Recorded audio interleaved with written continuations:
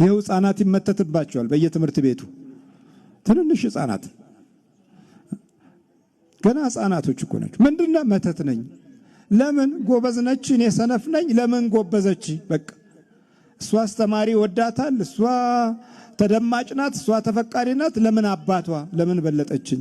ህፃናቶች ከናቶቻቸው ጋራ በቅናት መንፈስ ተይዘው ወደ ጥንቆላ ቤት ሄደው መተት ገዝተው የሚመጣበት ዘመን፣ መተት ለመግዛት የሚሮጥበት ጊዜ አሃ እርግማን አለ ማለት ነው። የሚያግዘውን የማያገኝ ለድሃ አደግ ልጆቹም የሚራራ አይኑር። ይሄ ቃል እኮ እዛው ላይ ነው። 108 ቁጥር 6 ጀምሮ ታገኙታላችሁ። በቅንፍ 109 እዛ ላይ ታገኙታላችሁ። እርግማን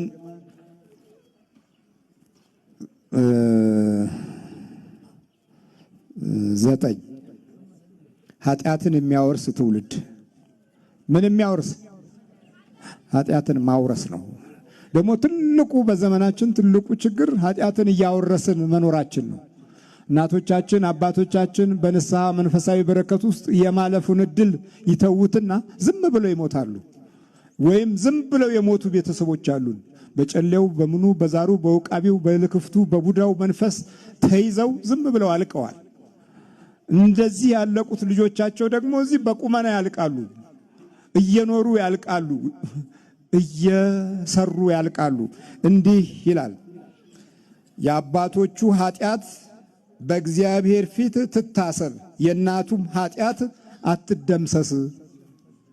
ኃጢአትን የሚያኖር ትውልድ የአባቶቹ ኃጢአት ትኑር። በቃ በእግዚአብሔር ፊት ሁሉ ጊዜ ትኑር። የአባቶቹ ኃጢአት እኮ ነው። የእናቱም ኃጢአት አትደምሰስ።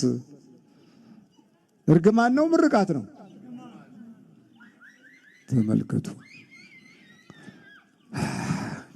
ከአባቶች ከጀመረ አስቡት። እርግማን ከዛ ከጀመረ ልጆች ምን ሊሆኑ እንደሚችሉ በምን አይነት ወጥመድ ውስጥ ልንገባ እንደምንችል መገንዘብ አሁን ብዙም አያስቸግረንም።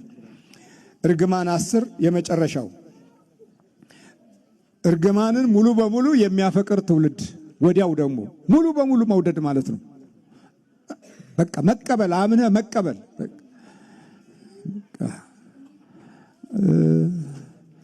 ጸልይ ሲባል ትጸልይ።